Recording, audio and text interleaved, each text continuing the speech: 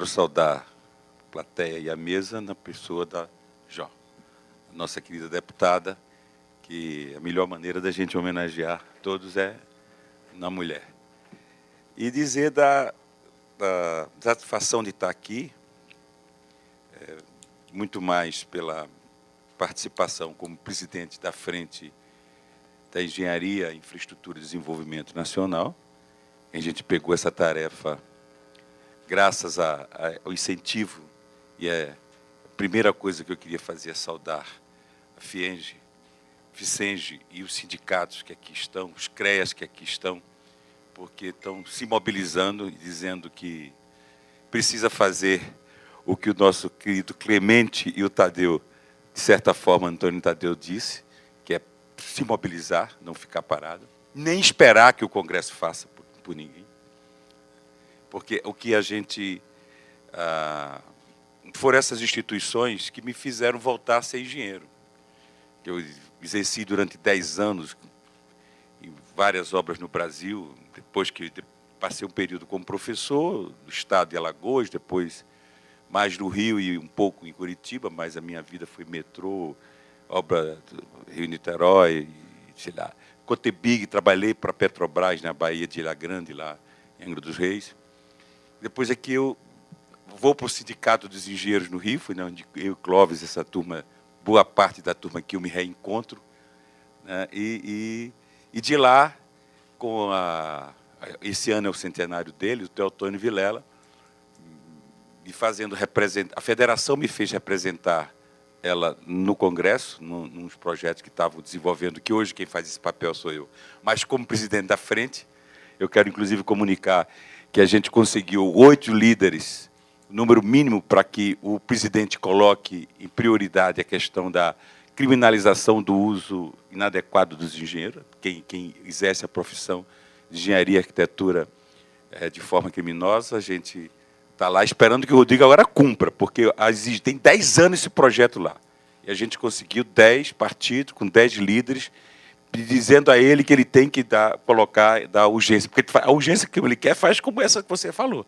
Quando pensa que não, ontem eles votaram dentro da comissão, rapidamente, foi no Senado ontem, a urgência, como fez com a gente. Com a gente, a do trabalho, não podia, porque ele tentou fazer, a gente derrotou, e eu sou deputado pela primeira vez, portanto, tem muita coisa que eu não sei. Mas os companheiros que já estão lá há muito tempo, disse que ele não podia fazer no dia seguinte, ele fez e conseguiu ganhar, não foi? Ele deu uma jogada lá, dizem do pessoal que foi o Temer que chamou o pessoal à noite e deu uma prensa, no dia seguinte ele conseguiu aprovar a urgência e votou na Câmara. A reforma trabalhista conseguiu passar na Câmara. Pois bem, então, mas eu quero dizer o seguinte, aqui a minha participação é muito mais por isso, porque depois dessa minha vida como vice-presidente do Sindicato dos Engenheiros do Rio, de 79 a 81, eu, com esse contato com o Teotônio, ele me convenceu, foi lá, falou com o Bittar, com o Eliomar, com a turma toda que estava lá, e de alguns amigos que eu encontrei aqui, convenceram de eu deixar, eu saí da Cesusa, trabalhava para o metrô, pedi demissão e fui trabalhar com o Teotônio Vilela. E de lá ele pegou o câncer, pediu para eu ser deputado, eu candidato, eu fui. Enfim, aí comecei outra vida. Então, portanto, faz 35 eu estou na política, de vereador, deputado, prefeito, essas coisas todas que eu passei. Mas agora eu retomo. E consegui me reencontrar um pouco naquele congresso, que às vezes você fica perdido, eu não consigo... Quem passou muitos anos no executivo, porque logo depois que eu saí, ainda fui para o Ministério do Trabalho, como secretário executivo. Então, que chega ali, tem que ter a vocação e o talento da Jô Moraes, que eu não tenho muito. Aqueles companheiros, eles lutam, falam. E eu não consigo ter essa capacidade. Portanto, eu achei ótimo quando me deram essa incumbência, eu topei ser o presidente dessa frente. Eu tive a semana passada no Acre, vou ao Piauí ainda no mês de julho, né, porque aí eu sinto que estou sendo um pouco mais produtivo, né? Nenhum projeto que eu fiz, desde que cheguei lá, que foi aprovado coisa nenhuma. Parece que ali é feito para não passar, é feito para não fazer. E essa é uma das coisas que eu estou dizendo lá, que a primeira coisa que a gente tinha que fazer para poder colocar as coisas no seu devido lugar era o Congresso dar o exemplo. Se a gente arrumasse aquela casa, operacionalizasse mais correto, cortasse os exageros, desse exemplo para a população, a gente não estava tão mal visto como está hoje. Né? Criminalizaram totalmente a política. Você vê como eles trabalham. Por exemplo, a Rede Globo agora quer tirar o tema. Aí você vê o discurso deles. Né? Como muda da noite para o dia. Enfim, estamos aqui.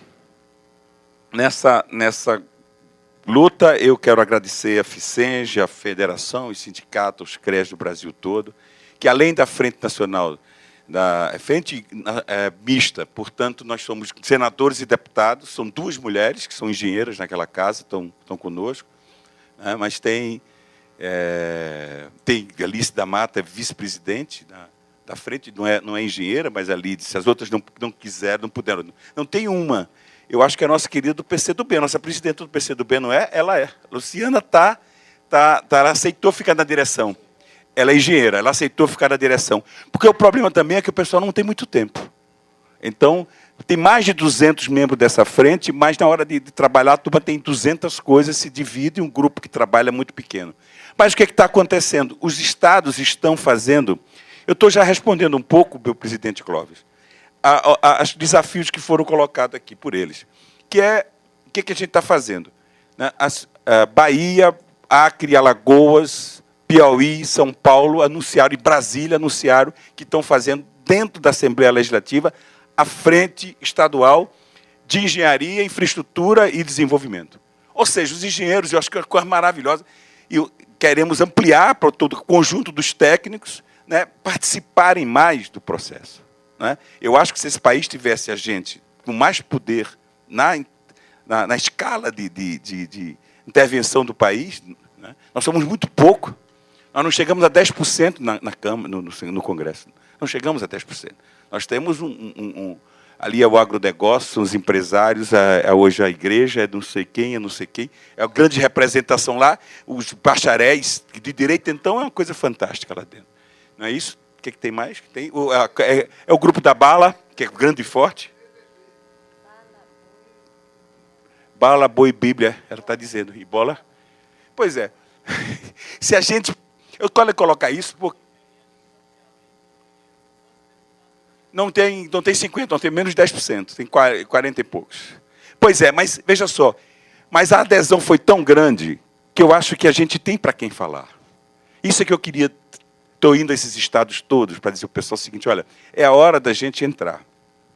Primeiro, a gente tem que acabar com o mito de que o técnico é frio, de que o técnico não conhece de humanismo, de que o técnico, sabe, não vai ser, por exemplo, um bom executivo. Isso é uma balela. Entendeu? O Brizola era engenheiro, está entendendo? E eu não fiquei a minha marca em Alagoas, como prefeito e como governador 2 vezes, não foi como, apesar de ter feito o aeroporto, o centro de convenções, mas a minha marca é o ensino, é o professor. São essas coisas que marcaram. Foi o combate à violência, foi o direito às diversidades, criar o primeiro centro de gerenciamento de crise no Brasil, para tratar trabalhador de forma decente. Foi trazer a equipe técnica, diziam que a prefeitura de Maceió era, e depois a coisa, era a República do CREA. Era a crítica que eles faziam a mim. E achava que eu ia ficar ofendido, eu ficava feliz, cacete. O CREA era a República do CREA, não podia dizer que era a República de outra coisa, porque realmente tinha muito dinheiro na coisa. E a gente mostrou uma coisa diferente. Mostrou. Porque tanto mostrou que deu sucesso. A gente foi prefeito, não foi reeleito porque não tinha reeleição, saí dali, fiquei 2 anos fora, depois fiquei governador eleito na primeira... como é que chama? Primeiro turno, depois reeleito. Quer dizer, mostrava que a gente... e eu tenho visto em outros lugares, né, isso. Estou colocando isso para poder a gente rebater essa história da gente não entrar na política. Eu queria fazer esse discurso aqui na federação e aos meus companheiros para dizer a gente tem que fazer o incentivo que eu vi no Acre. Eu vi no Acre as mulheres engenheiras lá, num processo enorme de ir para as escolas tentar mostrar como é bom a matemática, a técnica, a engenharia, e etc, etc, etc. Quer dizer, eu acho que a gente precisava, se esse país tivesse o olhar do técnico, a capacidade do técnico mais dentro do processo de decisão do país, a gente estava em outros patamares. Aqui foi colocado Né? Repare bem, a gente vê uma exposição do que o Antônio Tadeu faz, que mostra o seguinte, e depois o Clemente, qual é o projeto de nação que a gente tem. E também o Stedley disse aqui de manhã, a sorte da gente é que essa burguesia não tem projeto de nação para esse país, porque se ele tivesse, nós estávamos lascados. A gente não tinha mais saída. O problema é que eles não têm projeto. Então, mas a gente precisa ter um projeto também para esse país. Não dá para embarcar ou melhorar um pouquinho o que foi o macro-projeto que eles tinham na época do Fernando Henrique. É necessário que a gente construa isso. E não vai construir isso, meus amigos, me desculpe. Nós não seremos o protagonista, mas nós não podemos ficar de braço cruzado deixando que os bacharéis ou as carreiras jurídicas dêem resposta ao país. Pelo amor de Deus, está invertido tudo. Um engenheiro, para chegar a ganhar 15 mil, 20 mil nesse país, ele rala pra cacete. O médico passa 2 anos no hospital, não sei quantos anos no escritório, ou esse caso todinho para ganhar um salário mais ou menos de sair. O pessoal sai da faculdade, faz um concurso, decora um livro no primeiro concurso com 23 anos e vai decidir a vida da gente. Quer seja no Ministério Público, quer seja no jurídico. Como é que pode? Qual é a lógica desse país? Qual é a lógica, por exemplo, de funcionamento do TSE? Me diga. O TSE, de 2010, 2014, tinha 11 governadores subjúdices, eles não julgaram um. E só vai julgar agora porque interessa, porque o quanto Gilmar pôde empurrar para não julgar, ele empurrou. Quem está fazendo política são eles. Eles usaram o Supremo, usaram o Cunha para botar Dilma para fora. Quando foi logo seguinte que o Cunha já acabou de se vir, é descartável. Joga ele para fora, prenderam, afastaram. Entendeu? E foi assim que estão fazendo. Eles dizem o dia que vai acontecer. Nós saímos da ditadura da toga, ou da bota, para a ditadura da toga. É isso que tem hoje no Brasil. Não pense que é outra coisa, não. E é uma plutocracia que aí está dizendo, o Supremo teve a coragem de decidir que pode se ganhar, sim, além do teto. Para que fazer teto, então? O que é que a gente está fazendo ali? Papel de besta. Pode ganhar 70, 80 mil, que é o que eles ganham por mês. Em Alagoas, a menor distribuição do Funjuros do ano passado foi de 117 mil no final do ano que eles fizeram o rateio. Além dos salários todos que eles ganham. Direito a isso, aquilo, outro. Quer dizer, a gente precisa colocar as coisas no seu devido lugar. O Ministério Público quer ser protagonista, ele quer ser executivo. O Judiciário é quem está legislando. É quem está legislando. Quer seja na Justiça Trabalhista, que agora vai mudar de nome, vai ser Justiça do Trabalho, não, Justiça do Capital. É o que vai ser. Isso aí, se passar, é Justiça do Capital. Eles vão com o salário que pagava 2 pessoas, eles vão pagar 3 agora. Aquela história que eles fazem do jornada de 12 horas por 36, etc., encontraram 1000 formas de dizer aquilo que o Clemente falou. Nós não teremos direito nenhum de vocês. Mas também, em compensação, vocês não vão ter mais nenhum. Na verdade, ele não escreveu o que tirou. Mas o que ele abriu de porta para poder acabar com o trabalhador, eles estão querendo fazer. Então, a posição, eu não sei, você perguntou, a gente vai barrar, a Câmara não tem força para barrar.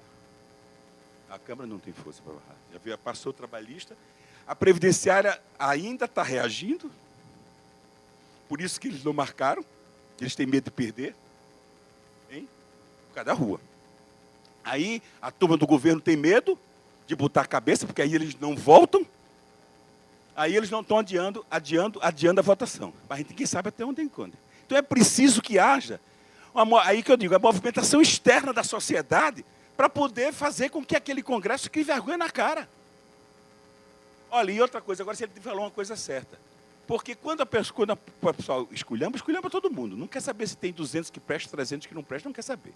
Diz o Congresso, desmoraliza a gente como se fosse todo mundo. Aliás, porque a mídia nos considera, como a própria Ministério Público, nos tratam como bandidos. Político é sinônimo hoje de bandido. Criminalizaram a política. Assim eles nos apresentam. Não respeitam ninguém. Ninguém. Ou a gente reage a isso. Porque sabe qual é o que está do subliminar disso? A democracia não funciona.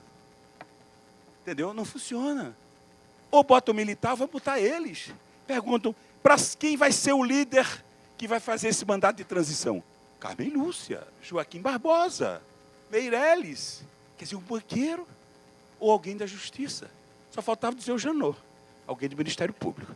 Ou seja, qualquer político está descartado. Joga fora porque não pode ser.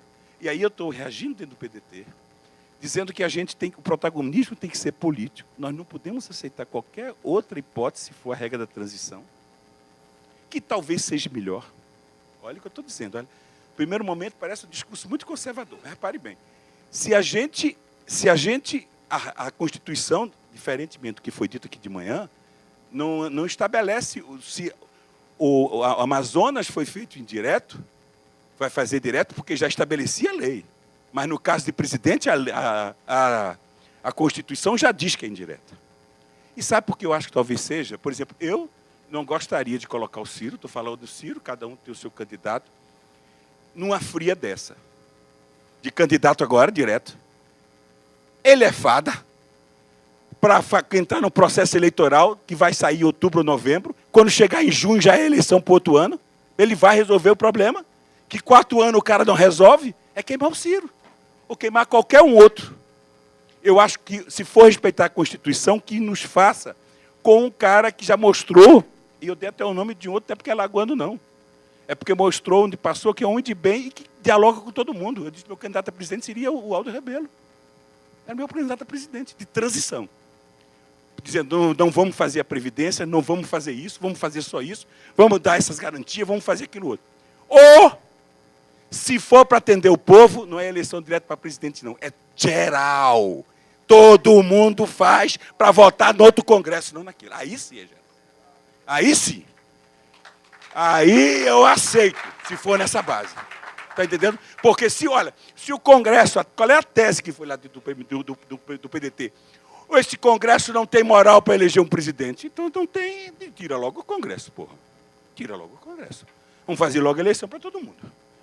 Agora, eu acho temerosa. Outra, por que eu estou colocando esse questionamento? Me perdoe fazer isso, mas é porque eu estou com a discussão interna também.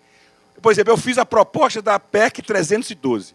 Eu proponho que o próximo Congresso, eleito em 2018, seja um Congresso Constituinte com 2 anos para revisar e fazer uma nova Constituição. Para botar o guiso no gato. Para colocar em cada setor, as coisas precisam corrigir. E aí eu acho que a gente tem que dar exemplo. O Congresso corrigir, ter seriedade, sabe? Fazendo as mudanças que precisam ser feitas lá dentro. O Ministério Público ter limites. Você não pode processar um promotor. Você tem que processar o Estado. Por isso que eles fazem o que eles fazem. Desmoraliza você. Depois, eu estava dando um exemplo no almoço de um colega nosso, presidente do CREA, um homem honrado, professor da Faculdade de Engenharia, presidente do CREA de Alagoas, foi meu vice-governador, assumiu um período quando eu me afastei. Está lá até hoje os bens dele bloqueados por causa de um maloqueiro do Ministério Público que disse que ele tinha cometido crime ou suspeito de desviar alguma coisa. Agora, ele está ganhando tudinho, eu e ele. Mas eu, pelo menos, tive 8 anos brigando, 9 anos. Ele só teve 1 ano. E agora ele está morto. E a honra dele? E a honra? Não sai nem no jornal que foi absolvido. Tem processo que o juiz, ou então quando sai de Alagoas, que a briga era comigo e ele, porque eu enfrentei o judiciário, quando chega em outra instância, o cara até tira, né? Ele não é nem réu. A gente está saindo de tudo. E a gente teve que enfrentar essa quadrilha. Quadrilha é lá também. E muita lá. E tem que respeitar daqui que é decente. Que vocês conhecem aqui quem era Luiz Abílio. Quem era Luiz Abílio. Entendeu? Eu estava perguntando, e a esposa dele? Até hoje ela não pode nem mexer numa casa. Entendeu? Não pode comprar um carro. Entendeu? É uma vergonha o que a gente está passando. Quer dizer, enquanto a gente vê o presidente da República conversando de madrugada, ou seja, com batom na cueca e diz que ele é santo, que não houve nada. Aquilo é batom na cueca.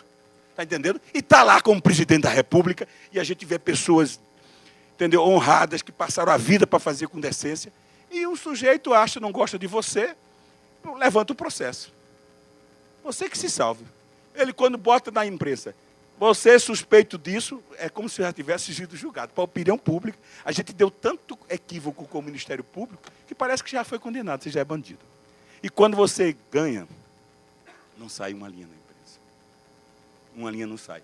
O último dele vai sair agora, ele vai ser inocentado, porque o último nós fomos, que era porque a gente tinha pago o 13º com o dinheiro da educação e devolveu com toda o juiz ainda brincou, o juiz ainda disse assim, ainda devolveu um pouco a mais, eu acho que era porque ele era professor. Comigo.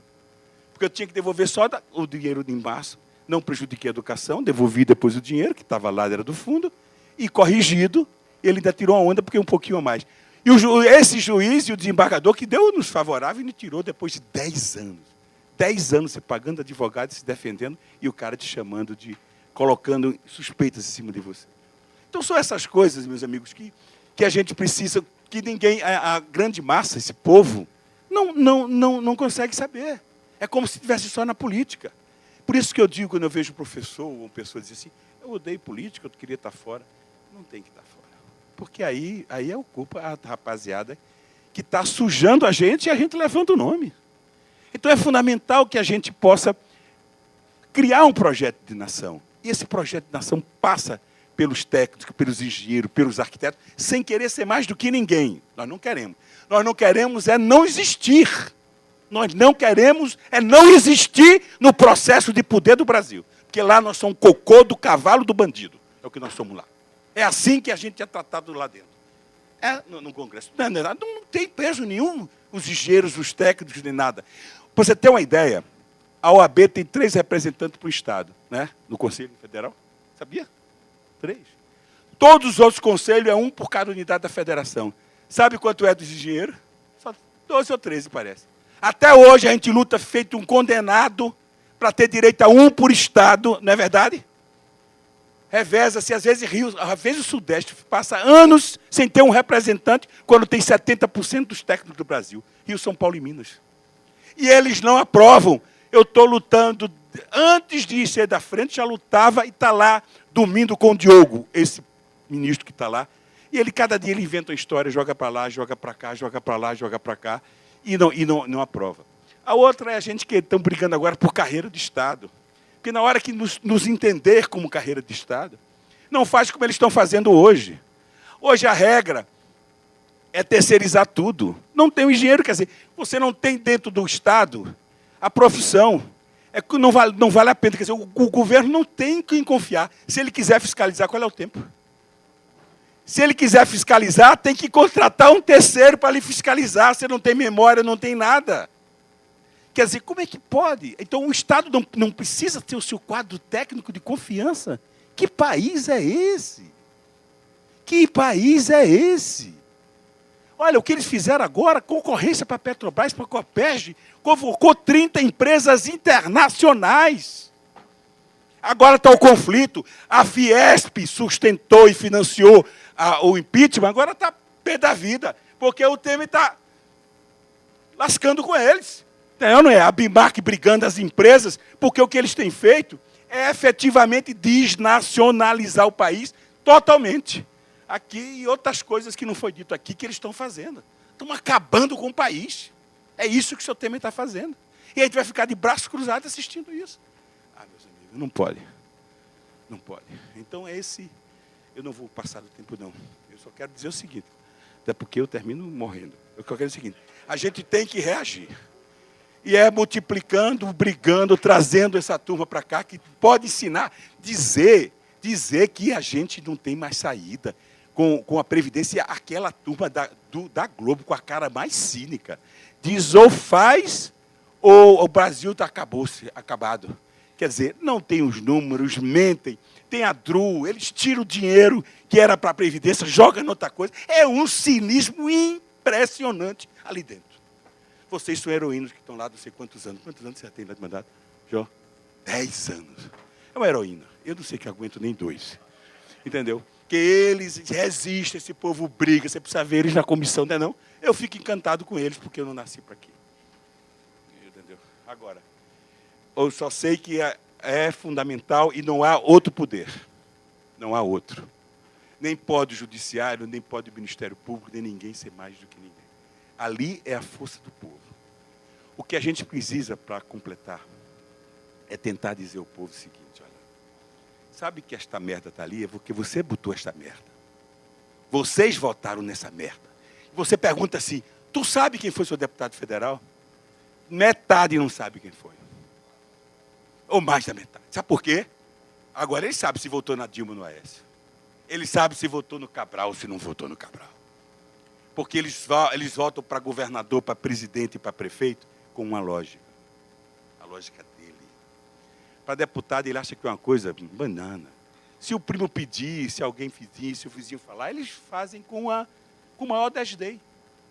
Mas se vocês trazem a Constituinte para dizer assim, você vai votar num cara agora, bicho, que vai decidir a lei que o deputado e o senador vai ter que cumprir, e o presidente é diferente.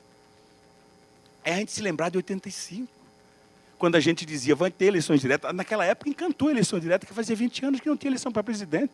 Mas agora existe eleição para presidente. Isso não vai encantar. Isso vai desviar a gente dessas outras questões que eu estou falando. Dessa turma da Fiesp, porque ali dizia assim, fora bandida, ali 90% é ladrão e sonegador. É isso mesmo. E eu digo porque em Alagoas era assim, a maior cara de pau daquela turma do PSDB, na rua, dizendo do Lula, da Dilma, não sei o quê. Pode ter sido todos eles, não quero nem saber. Agora, eles não tinham autoridade de dizer, porque eles são ladrão também. Se não for pior, está agora mostrado aqui em Minas Gerais como é que está. Não é verdade? É verdade. Então, e esse ano aqui é pior, porque a hipocrisia mata. Né? A hipocrisia mata. Então, nós não estamos querendo. Agora, essa frente, eu estou falando disso, mas a frente tem do DEM, que é o Aleluia. Chamei o pessoal, o Jorge, PCdoB, fiz questão dela ser ampla. Porque lá é o lugar das discussões, do debate. E outra coisa, o Brasil tem que estar acima da gente. Nós estamos ali para servir. E se a gente não for capaz de ficar só olhando para trás, a gente pode olhar para trás para aprender as besteiras que a gente fez, os erros que cometemos, a grande evolução da Constituição de 88, mas também os defeitos que ela gerou, os monstros que ela gerou, que a gente tem que corrigir agora. Tem que ter coragem de enfrentar isso agora. Por isso que eu defendo o seguinte, é 1 ano e meio de povo na rua para fazer uma nova Constituinte, uma eleição geral, porque vai ter que ser 88, ou 2018, há uma eleição. Eu acho que é o melhor caminho. Eu acho que botar o Lula nessa fria, disse, não, o Lula pode ganhar. Repara só, me perdoe, viu? O PDT e a esquerda, boa parte, não quer a minha Constituição, minha proposta, porque diz que o mundo foi para a direita. O Reino Unido, a França, esse Congresso. Então, ele disse que se eu botar a Constituinte vai ser mais conservadora. Aí eu pergunto, e se botar o Lula agora? Repare, por que estão defendendo o Lula, que acha que vai ganhar? O Lula é o melhor candidato do primeiro turno, não é? Ele dá 35% de começo. Eu quero saber se ele, do segundo turno, consegue pegar, ou o resto que vai ser contra ele. Eu me lembro do Roberto Magalhães, que teve 49%. Só faltava 1%. No segundo turno, juntou todo mundo contra ele e derrubou ele. Então, se for verdade a tese de que o mundo está vindo para a direita e é conservador, a gente pode se perder. Então, não é essa a solução do Lula. Eu não estou nem defendendo o Ciro, porque eu acho uma sacanagem, eu disse ontem na reunião da executiva, Ciro, eu acho uma sacanagem com você, botar você numa fria dessa. A gente precisava de um estadista, ele pode ter tem muita gente de bem em todos os partidos, pode não é só político, não, pode ser executivo. Eu liguei o Aldo, porque o Aldo não é Sepulveda Alagoas, não. Porque ele já passou em vários governos e mostrou que é um homem de dignidade. Tenho certeza que até o PSDB, até outros partidos mais conservadores, tem pessoas capazes de honrar e fazer a transição. Eu acho que é melhor. Se não for, e a gente ter aí sim 1 ano e meio de rua para preparar, colocar os debates na pauta, Clóvis, que precisa ser colocada. Essas que estão colocadas aqui, que o povo não está sabendo. Não está sabendo. A gente tem que colocar as questões que precisam vir à tona na discussão geral do novo país que a gente quer. Qual é o projeto de nação que a gente quer? Aí sim. Se não for assim, só tem um jeito. Aí, se for, como diz o outro, para quebrar, eu assinei ontem, viu? Porque eles pensaram que eu estava botando a boca para fora. Aí o Herculano veio com um e o outro veio com outro. Já assinei a PEC, abrindo mão do mandato para fazer direto. Se quiserem, está feito. A proposta é essa. Obrigado, minha gente.